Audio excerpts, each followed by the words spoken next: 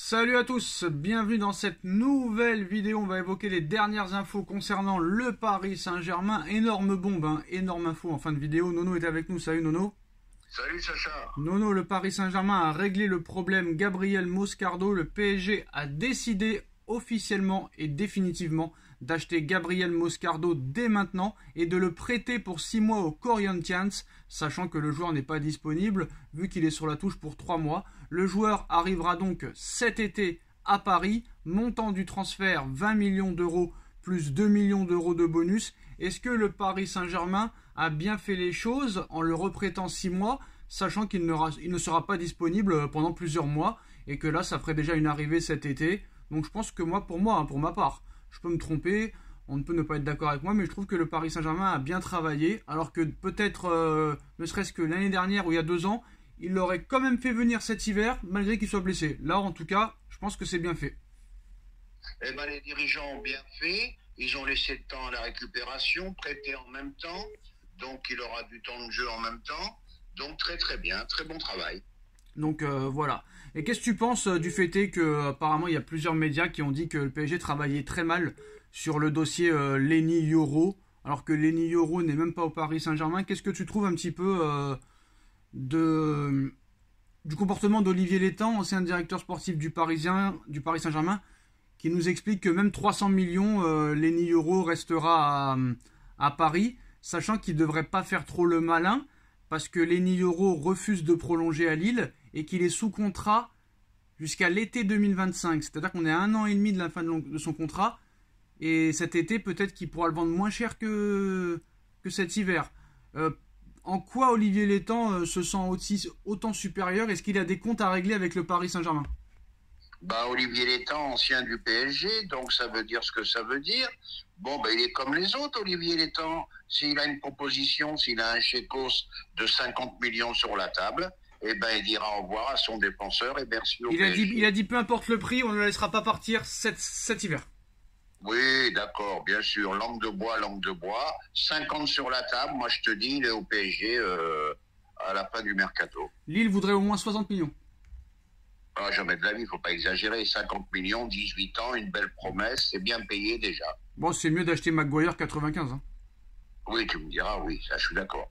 Alors, honnêtement, Nono, la question qu'il faut se poser, c'est si Lenny Yoro ne vient pas cet hiver, ça veut dire que Paris ne le voulait pas absolument cet hiver. Parce que si Paris le veut cet hiver, Paris là, a juste à dégainer l'argent. Vu que tout le monde est d'accord, il parle déjà avec des joueurs du PSG. On nous expliquait qu'il n'y aurait pas de problème financier entre Lille et Paris jusqu'à ce qu'Olivier Létang la ramène. S'il vient pas cet hiver, ça veut dire que le Paris Saint-Germain l'aura pas voulu cet hiver. Tu verras, Lille, si leurs joueurs commencent à leur Non, faire mais c'est une question, Nono. S'il vient pas cet hiver, ça veut dire que Paris ne l'aura pas voulu cet hiver. C'est pas que Paris l'aura pas voulu cet hiver, c'est qu'Olivier Létang fait un peu. Non, mais Létang, c'est pas celui qui décide. Létang, c'est le directeur sportif, c'est pas le propriétaire du Paris Saint-Germain. Donc, à un moment oui, mais je donné, suis d'accord, mais Létang, ce que tu oublies, Létang, c'est quand même le président de Lille, c'est le vendeur. Et s'il dit non, c'est non. Ah non, le vendeur, c'est le propriétaire. Le vendeur, c'est le propriétaire, Nono, quand même. Oui, d'accord. Mais moi, je te dis, j'en démords pas. Un chèque de 50, entre 50 et 60 sur la table, ils feront comme les copains, ils ont besoin d'oseille, ils vendront. Il faut pas que le dirigeant du PSG croie que la Real Sociedad est la finale de la Ligue des Champions. Hein. Si tu passes les huitièmes, c'est tout à fait normal. Et après, en quart, il peut t'affronter un City ou un Bayern. Et moi, je trouve que tu es très léger au niveau défense centrale, en tout cas. Là, au niveau défense centrale, ça ferait beaucoup de bien. Ça fait toujours des doutes sur Marquinhos. Skriniar, donc, n'est plus Non, là. mais Nono, en fait, il faut répondre aux questions que je pose. S'il ne vient pas, Lenny Yoro... Je réponds à tes questions, ça ferait du bien. Non, parce que Le le problème, comme d'habitude, tout le monde va te défendre. Mais là, je suis en train de t'expliquer que s'il ne vient pas, ça va risquer d'être très léger en défense centrale. Et toi, tu me dis, c'est bien s'il est là. Non, mais à un moment donné, si il ne vient pas, t'as pas de remplaçant à Skriniar et t'es très léger derrière. Et s'il y a d'autres blessures, comment tu fais? Ça, j'ai l'impression que Campos, il anticipe jamais ça. Donc, faut répondre un petit peu aux questions qu'on pose, quoi. Sacha, c'est toi qui écoutes pas. Qu'est-ce que je viens de te dire? Je viens de te dire que s'il vient pas, on sera en difficulté. Pourquoi? Non, t'as pas dit du tout ça, c'est pas vrai. Tu as dit que s'il venait, ça ferait beaucoup de bien. Eh ben voilà, ça veut dire ce que ça veut Bah dire. ça veut dire que t'as pas dit ce que tu prétends avoir dit. Alors je répète, s'il vient pas, ça serait dommage, parce que pourquoi toujours des doutes sur Marquinhos, Skriniar out, et après tu n'aurais plus beaucoup de solutions, à part de mettre Hernandez en défense centrale. Voilà. Et après, c'est moi qu'on traite de tortionnaire envers Nono. C'est quand même assez marrant. À un moment donné, il faut rappeler à l'ordre. Hein. Je suis désolé, quand on pose des questions, il faut répondre aux questions et pas à côté. Si vous n'êtes pas content, vous pouvez changer de chaîne et aller voir d'autres youtubeurs. Et l'information, Nono, bah on en avait parlé il y a quelques jours. Hein, à croire que on est une meilleure presse que certains. Sûrement beaucoup vont rigoler sur leur canapé là. Mais j'en démords pas. Hein, on est peut-être plus compétent que d'autres. Mais selon Sport, Florentino Pérez aurait décidé de se séparer de Vinicius Junior cet été. En cas d'accord avec Kylian Mbappé, le président espagnol ne serait pas satisfait à 100% du joueur, de son comportement et de son efficacité et de son apport depuis ces derniers mois. De plus, pour Florentino Pérez, le joueur français serait le meilleur joueur du monde à l'heure actuelle et passerait devant Vinicius. Et on sait que Manchester United est prêt à faire une très grosse offre de plus de 200 millions d'euros avec le nouvel investisseur Jim Ratcliffe.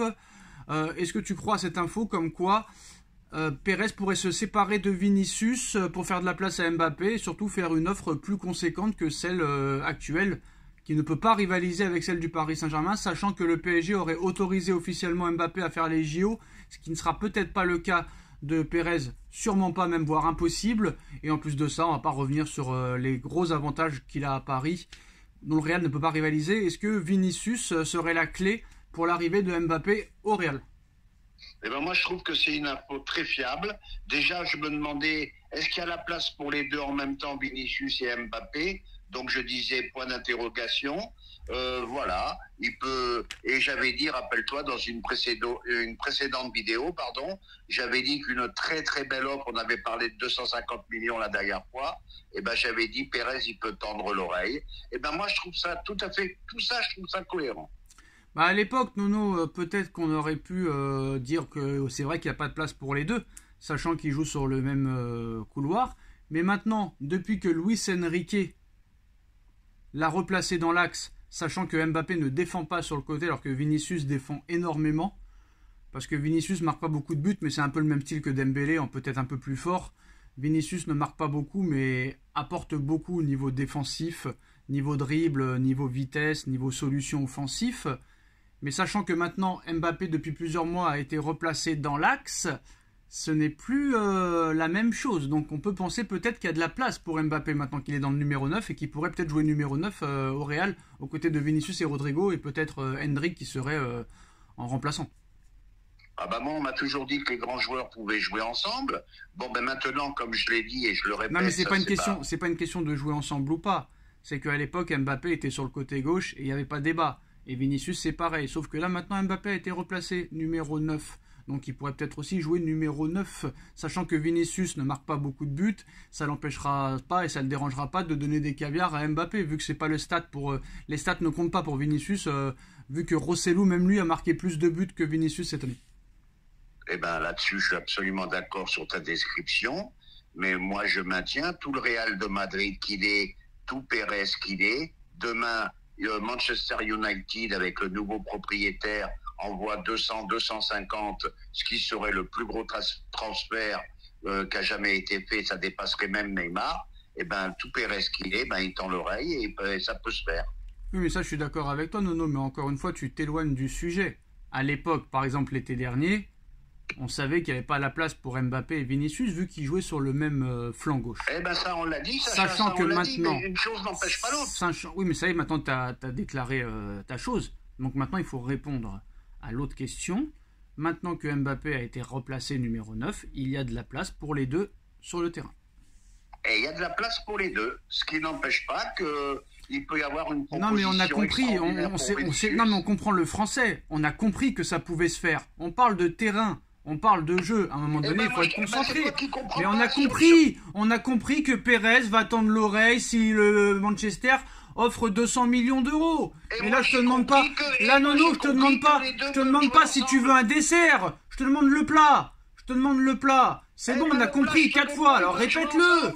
Oh bah alors là, quelle indécence, Sacha, envers Nono, qu'il pourrait être ton grand-père ou ton père. Quel manque de respect, mais là je suis désolé, c'est Nono qui me manque de respect. 4 fois je te parle d'une chose, 4 fois tu me réponds, Pérez va tendre l'oreille s'il y a une offre de 200 millions. Oui, Nono, je suis d'accord avec toi, mais je parle du terrain. Je parle du terrain. Au terrain, je te l'ai dit 4 fois qu'ils peuvent jouer ensemble. Et en espagnol. Eh ben c'est encore faux.